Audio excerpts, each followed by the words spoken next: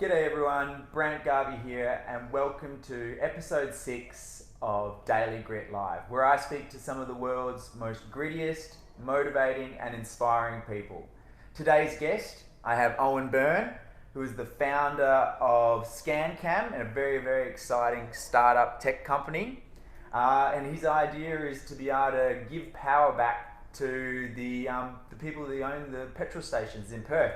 But that's just one chapter of what I believe is a very interesting life that he's led. So now I'd like to give you a bit of a chance, welcome you to Grit Nation, and tell us a little bit of your backstory. Who are you? Who am I? Yes. Yeah, well, thanks. Well, listen, I'm just a serial entrepreneur, I suppose.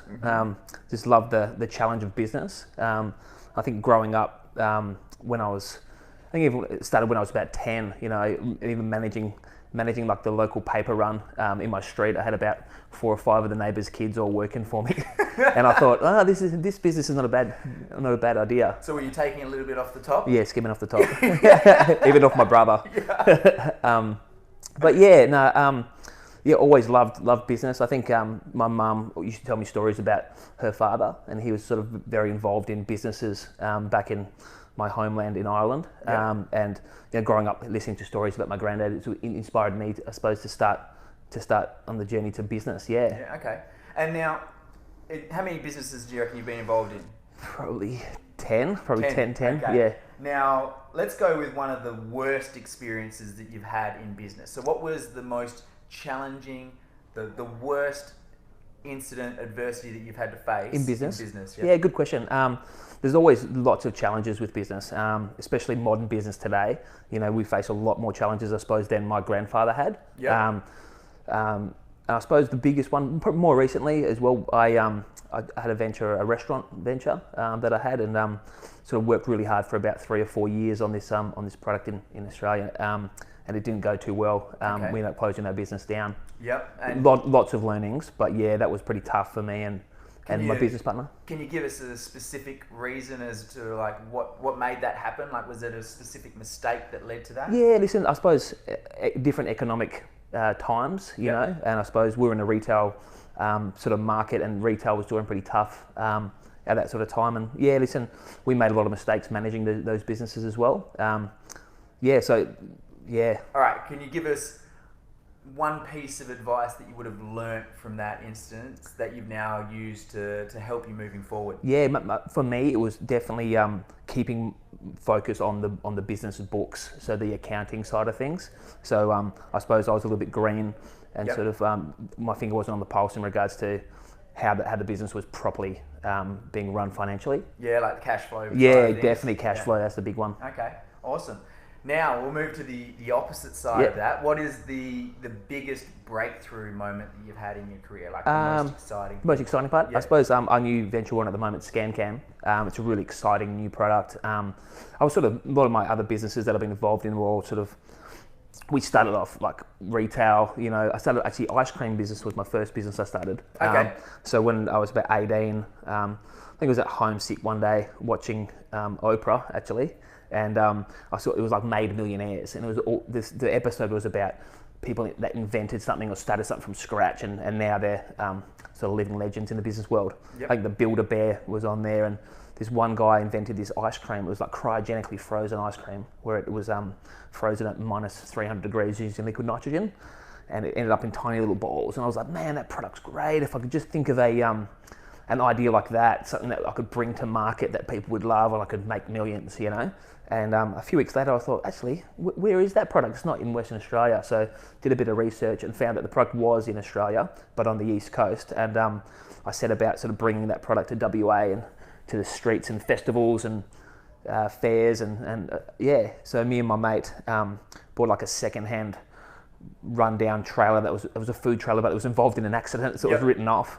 We sort of patched it up, and then we started selling ice creams on the weekend, and that was that's where I really sort of cut my teeth in business, learning about rostering, supply chain, ordering. And how much business knowledge do you reckon you had going into that? Like, Zero. Yeah. Zero. We made lots of mistakes, and we paid for it. The paper run didn't help educate No, you. not at all. No, not at all. And What I think is really, really cool about that story is it was literally a moment in time that something that caught Owen's attention, and he said, let's just give it a crack. Let's just do it, yeah. And you managed to be quite successful in that business. I mean, what was the most revenue you made in 1 year? Listen, I think we won all the awards for that product, and Yep. we sort of sold more than any other ice cream dealer, I suppose, in Australia. I think we did over $500,000 on the weekend of ice creams. That's a lot of scrunched up $5 notes from little kids. Yeah. Which is epic. I mean, it's awesome. All right, now, one of the questions that I have, which is an interesting one, and I find it interesting because I do it quite often, is what's one thing that you spent under $100 recently that you'd say has contributed to helping you, had the biggest impact on you? Impact, yeah. Well, I know, I was thinking about that question earlier on. I've seen you do it in a few other videos, and I thought, what would have, back in 2010, if I bought $100 worth of Bitcoin, that would have been good. Okay, yeah. Worth about hindsight, yeah. Well, what are they worth now? Basically worth about 300 million now. Anyway, but I suppose more recently, my pillow. Okay. Yeah. Oh, yeah. good one. Sleeping's, huge. I've got a newborn. Yes. Yep. 3-month-old. So we've both got newborns. Yours is a couple of weeks older than mine. Yep. Yeah. So you know how important sleep is. Mm-hmm. So I suppose my pillow definitely. Okay. Under $100. Cool. On that note, actually, I have a really interesting question. How have you managed to juggle time since becoming a new father? Yeah, that's a good question. Listen, because you work a lot. Like you're a bloody hard worker. Yeah. And you're also at every event that I'm working, like in terms of the business side of things. Yeah, I'd love to know how you balance it. I suppose really lucky that my my workplace is like 350 meters away from where I live. Okay, great. Yeah. So commute times.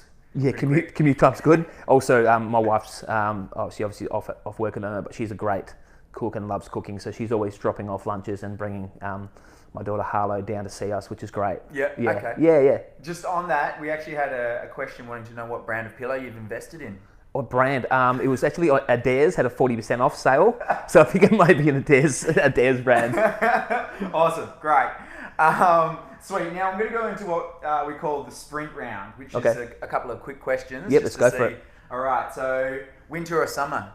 Summer. Okay, great. Book or audiobook? Audiobook, 100%. Yeah, same. Yep. Absolutely. Massive fan of audiobooks. Run or cycle? Ooh, run. Okay, Run. Cool. We might have to go for a run then sometime. Yeah. Eat out or home cooked? Home cook all the way. Oh, really? Yeah. My wife's a great cook, as I said before. Yep. Love a good home cooked meal. And now, this is a part that we haven't spoken about yet. You actually have some restaurant in Bali. Yeah. So now, was that inspired by any of your wife's cooking or your cooking? No, not quite. I suppose I sort of. While I was running the ice cream businesses, obviously that was just sort of part-time on the weekends. I was sort of running security. So, security was sort of my fallback in between all my businesses, like, running security teams. I sort of ended up running a few security teams over in Indonesia and Bali. I've been there about sort of 8 years on and off, just contract work running projects over there for security. And that sort of led me to sort of rubbing shoulders with some businessmen over there and a couple of guys from Perth, and we started a cool little restaurant over in Seminyak called Frankenstein's. Okay. Yeah, cool. So it's like a cabaret horror themed restaurant, similar, I suppose, to Dracula's on the Gold Coast in Australia.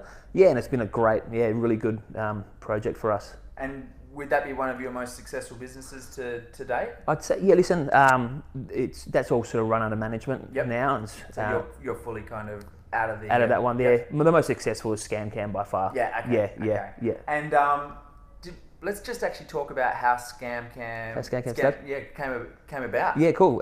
So as I said before, I was running security teams. Yep. And it was probably about 5 or 6 years ago where I sort of helped integrate the first ID scanners into licensed venues or nightclubs. So essentially, when a patron went to a nightclub, you had to scan your ID, they'd have your details. If that patron was kicked out for being abusive or violent or whatever, they'd be banned from that network of that ID scanners. Yeah. And so after scanning like hundreds of thousands of IDs, thinking probably there's a better way to make money than standing on the door, I was driving home to a petrol station, and as I pulled in, as I do normally, when I got to the counter, the guy was just like frantically scribbling something down. I was like, mate, every time I come in here, you're you're scribbling something down. What are you writing down? He's like, your license plate. I was like, what? You write every license plate down by hand? Wow. And he thought, and I said, why? And he said, because in case you drive off without paying for your fuel. And I was like, is that a problem? And I thought, well, if BP could do a quick history check of their customers like we were doing on the door, well, that's an opportunity. And that was sort of the birth of the concept of ScanCam.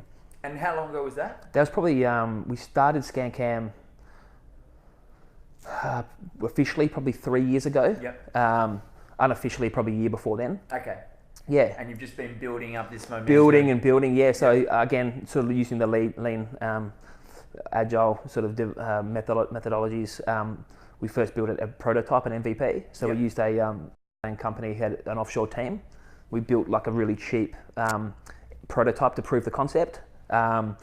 Set it up at a petrol station, literally went there on Melbourne Cup Day when I knew no one was going to be around, put the ladders up against the wall, drilled up, put some cameras, and then probably about 18 months of R&D and really got this thing working. And then we did a capital raise, our first round of seed. Was successful in around, I think about $500,000 we secured in our first round of seed, which was great. And that sort of was a big turning point for us. It means we could, put a heap of money into it, and we redeveloped our technology, moved it away from Amazon, brought it into the Azure with Microsoft, and recoded everything in .NET and sort of made it more scalable. Yep. Yeah, because we right now I think we manage maybe 500 or 600 devices across our network, and we want to grow that by 10, in the next 12 months. Like someone that's personally been behind the scenes, it's epic what they're doing, and they're on that tipping point of being able to get some real traction into petrol stations, and the technology is phenomenal. What they do and what they can catch is really exciting, and I can't wait to see the next stage of ScanCam. All right, let's go on to what I call the run section. Okay, let's do it. What's the best piece of advice you've ever received? My dad, he always said to me growing up, you can't get without, what was it? You don't get diamonds without pressure. You know what I mean? Yep. So really, without pressure, you don't get diamonds. So it's starting businesses it's a grind, and especially innovation, and your back's always against the wall, and you breaking new ground with new technologies, and really does feel like that. Like sometimes you really got to push through it before something breaks through, And I mean, in case you haven't picked up on it, he's obviously very passionate about what he does, and you obviously need to be able to sell that passion to everyone else that you speak to. Yeah. So it's very, very energy consuming. Correct. All right, what's a personal habit that you contribute to your success? Well, probably not habit, but I've got ADD. Yep. And I'm dyslexic. Mm-hmm. So I started a license plate recognition company where numbers and letters have to be in a specific order for a certain reason. So you get other people to manage that part of it? Nah, listen, sometimes opposites attract, right? Yep. But I think that, I've just focused my ADD instead of being disruptive, and, in school I was a bit disruptive, and, I didn't go to uni, not tertiary educated or anything. I just turned that energy and focused that towards business, and I'm obsessed with business. Yeah. And obsessed with, now innovation. So moving from sort of that sort of bricks and mortar type business where I had restaurants and I had ice cream trucks and kiosks and cafes, and now sort of moving it to the realm of software, and it's dangerous because there's no limits with software. Yeah. So it's exciting times. I actually listened to a podcast recently, which I'll probably share in the link, and it was talking about how ADD people can, they're obviously very, very excitable, but if they lock down and focus onto something, they can actually like hone in and be very, very good at getting something done and like staying in that zone for a long period of time. And I'm pretty sure that's what you're doing on a day-to-day basis. Yeah. All right, now, what is your favorite book and why? My favorite book? I've got two. Yep. All right. Okay. One of them's the Lean Startup, Greece. Yep. Again, all about agile development and what we're doing. I think it's a Bible for anyone that's starting up a tech business. I haven't read yet, so I have to get onto it. Yeah, I'll get your copy. The other one is You Don't Have to Be Born Brilliant by John McGrath. Yep. And so it was just a really good, really awesome tale of, about John McGrath. He's the real estate guru in Australia. I think he owns part of realestate.com.au. Yeah. And he wasn't necessarily the smartest kid in the school. you know, and he sort of, you know, the tale talks about him just and him going through his challenges, and he wasn't born brilliant, but now he's one of the best in Australia in what he does. Awesome. I definitely wasn't born brilliant either, so I'll have to check that one out. Yeah, really good book. Really good book. Okay, awesome. Top two great recommendations. And now the last part is, what is one key takeaway you have for Grit Nation, the viewers, and the best way to connect with you? Sorry, what's that? So one key takeaway that you'd give the viewers of what they should do or how they'd implement from your story. So basically what you've learned along the way, a piece of advice to them. Piece of advice, really just back yourself. You know, sometimes when the best innovation is born when you're backed into a corner and you've got nowhere to go. And I suppose, just grit your teeth. I think it's, you know, it is about, it's a grind. Starting in business, there's going to be peaks and troughs, and sometimes you feel like you're on a roller coaster. 1 minute we're high-fiving because we're doing deals with oil majors. The next moment we're stressed out about cash flow. You know, Yeah, I think that's amazing advice. I mean, you've heard me say it in previous episodes, I'm all about starting before you're ready, and grit is obviously a big focus of what I do. You've been on this journey for 3+ years of trying to make this happen. This stuff doesn't happen quickly. It's about being able to hold on to that long goal. That's right. You think, like, when you first see all these successful tech startups, you think money's just landed easy. You know, you hear about stories like Uber, Airbnb, and you're like, man, these guys just made a fortune from nothing. But then you listen to their podcast. And the next day it was working. Yeah, exactly right. So you listen to their podcast, and they've been through the same thing. They've been put through the ringer, and they're at the other end. And if we had any viewers that were interested in getting in touch with you, what's the best way to get in contact? So just find me on LinkedIn. Okay. All right. Awesome. So Eoin Byrne, I'll get you to spell that out. Eoin. It's Irish. Irish. And Byrne, Byrne. Yeah. So look him up on LinkedIn, and if you want some advice, feel free to send him a message. Okay, Grit Nation. Thank you so much for tuning in today.